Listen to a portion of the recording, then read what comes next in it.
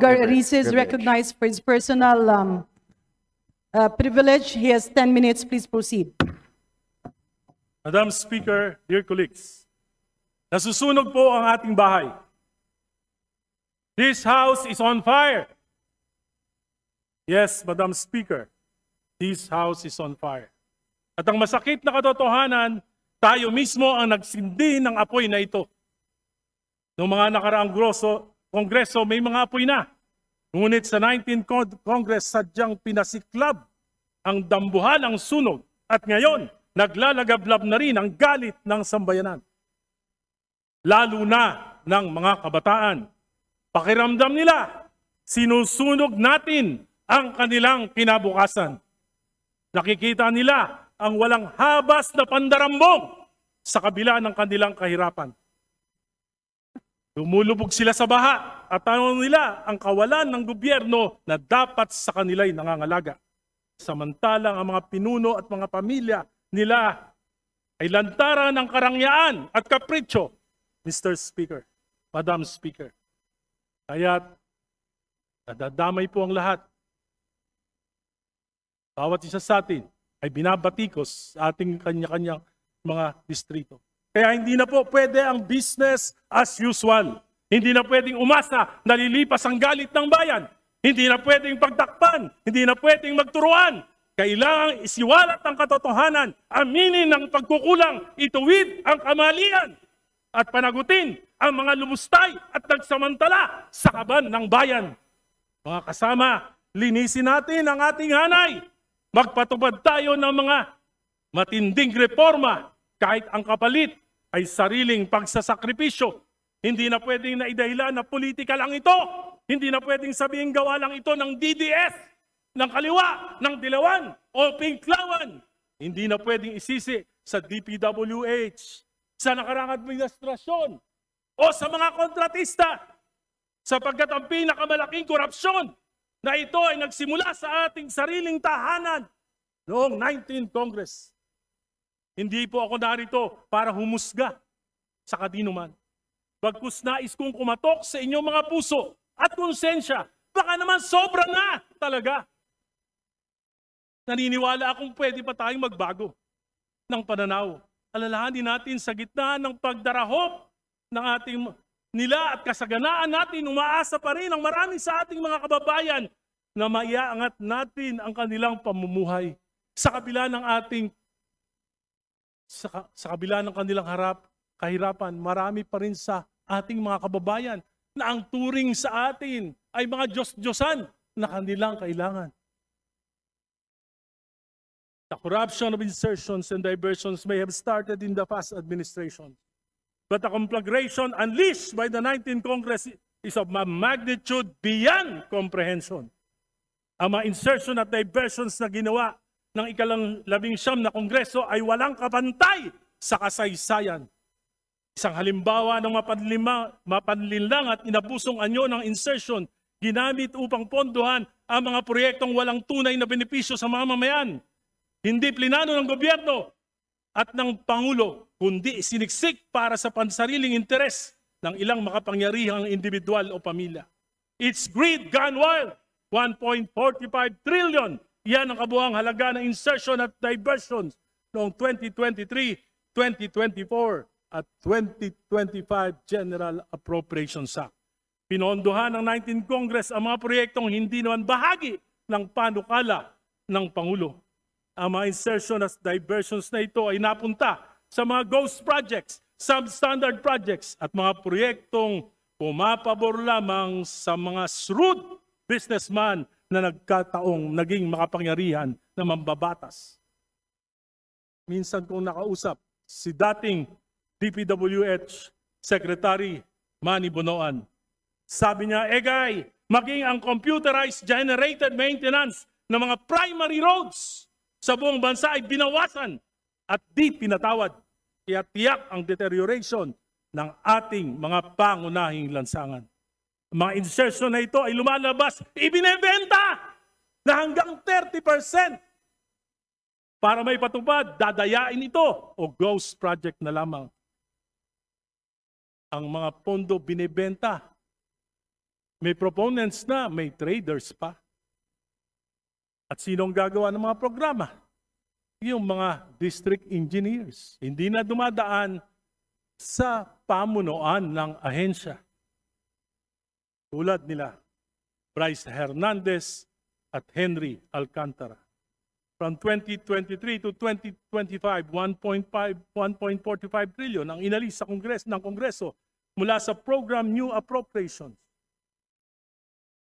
395.3 billion noong 2023, 564.5 billion noong 2024, 487.5 billion noong 2025. Sa kabuuang 1.04 trillion ang inilipat sa program and appropriations. Mga standby appropriation na para bang blank checks na bukas sa pag-aabuso. At ano nga nangyari? Inabuso at pinagsamantalahan. Bakit? Halos imposibleng matupad ang mga kondisyon para ma-release ang mga unprogrammed funds. 3 lamang ang pwedeng panggalingan nito. Excess revenues, halos hindi naman nangyayari ito.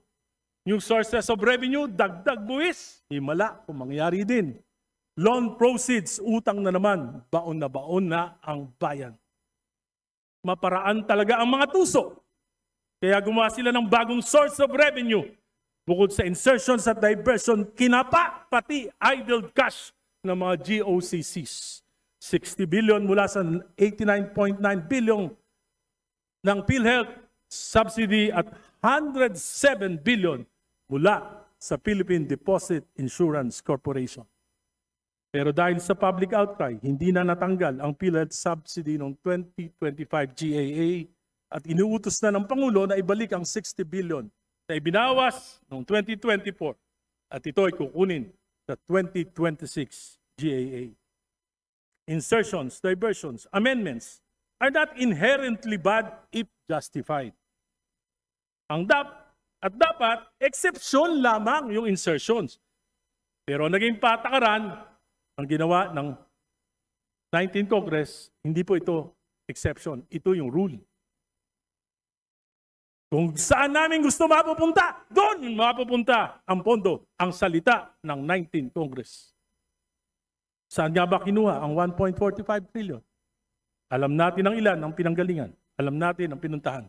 Pero hindi lahat. At hanggang ngayon, nanguhula pa rin tayo.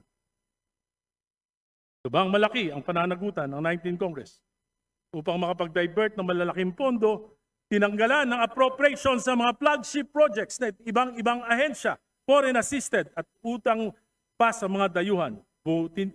Bunga nito, naantala ang maraming proyekto. Dumagdag ang gastos na ipapasa kay Juan de la Cruz.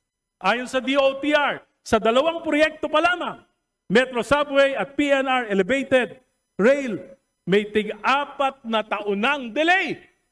From 2028 na dapat matapos, magiging 2032. Tinatayang higit 200 bilyon ang karagdagang gastos dahil sa inflation, dollar fluctuation, commitment fees, interest at pagtaas ng labor and materials.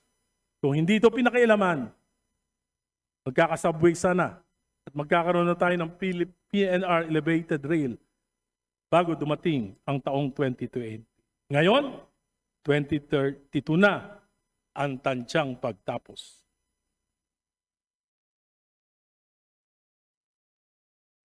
Mr. Speaker, colleagues, let's be honest.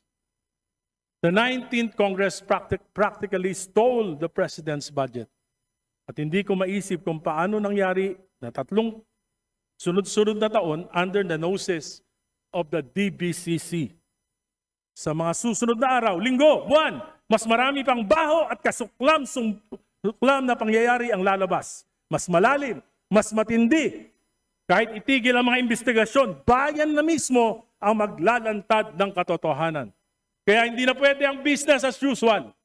Mga kasama, kung inaakala nating huhupa ang galit ng bayan, kung iniisip natin na malilimutan din ito ng sadyang makakaliputing mga Pilipino, nagkakamali tayo. Sapagkat gising na gising ang mga kabataan at natitiyak ko na ang mga substandard at ghost projects na naibunyag na ay tip of the iceberg pa lamang. Marami pang nakatago at sa pagpapatuloy ng mga investigasyon, marami pang mas malalim at nakakasukang mailalantad. Bilang mga halal na kinatawan sa atin, dapat manggaling ang pagtatama at pagbabago. Kailangan natin ng reformang magpapahupa sa galit at kawalan ng tiwala. Kailangan palisin natin ang tingin nila sa atin na tayo ay mga buhaya at buitre. Hindi lang sakim sa salapi, kundi pati sa kapangyarihan. Kung mananalamin lamang tayo at magbubulay-bulay, makikita natin sa kabila ng ating tikas sa ating mga posters noong nakaraang halalan, ay may balot ng kadiliman na kumukulob sa ating mga larawan ngayon. Huwag na nating hintayin na ang mamamayan mismo ang mag-aklas o ang kasundaluhan ang gumawa ng mga bagay na yayanig sa ating demokrating kong pamumuhay. Kailangan natin ng reformang magpapahupa dito. Bold reforms must emanate from this house. I therefore, with all humility and with nothing in my heart and mind but to help restore faith in our institution through meaningful reforms. Though painful to most of us, I offer this call. Ngayon pa lamang, humihingi na ako ng kapatawaran sa inyo sa mga masasaktan ko. Sana hindi kayo magtanim ng galit. This is for our institution. This is for our country. This is for our people. This is for our future.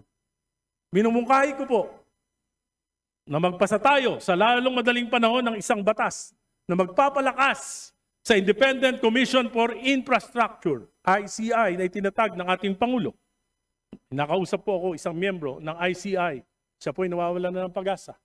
Kung siya po ay magre-resign dahil sa kakulangan ng kanilang ng poder, lalo pong mawawalan na ng tiwala ang ating mamamayan. Sabi niya po, that without contempt powers, we might as well just task the NBI and the Ombudsman to do the investigation. Hinihingi natin sa ating Pangulo na i-certify ito. At kung kinakailangan natin mag-special session, gawin po natin ito. For the House Committee on Appropriations to submit all the documents relating to the 2023, 2024, and 2025 GAA to the ICC and make it open for public scrutiny. Huwag na nating pahirapan ang ICC. To immediately enact laws that will provide meaningful political reforms like the Anti-Political Dynasty Enabling Law. Sumumpa tayong lahat mula kay Pangulong BBM, BP Sara, mga senador, at tayong mga congressman that we will abide and uphold the Constitution, supalit patuloy nating nilalabag ang Article 2, Section 26 ng ating saligang batas. Isinasantabi natin ang tungkulin at responsibilidad na magpasa ng enabling law na inutos sa atin ng saligang batas, sapagkat ito ay laban sa ating interes. We chose to only cherry-pick the provisions of the Constitution that favor us. Dahil 70% ng kapulungang ito ay mga dynasties. Mga dynasties na pinatatag ng pork barrel. Dynasties na pinatatag ng doleouts. Dynasties na pinatagtag ng patronage. Dynasties na pinatagtag ng insertions. Papaluba ng korupsyon. At sumasaintabi sa mabuting pamamahala. Sa aking panukala na isinumite dito sa Kongreso, Mr. Speaker, 2 miyembro kada pamilya, pagbigyan na natin. Lampas doon, sobra na. Tama na. Mga kasama, tigilan na natin ang palusot. Kailangan ko ng proyekto sa aking distrito.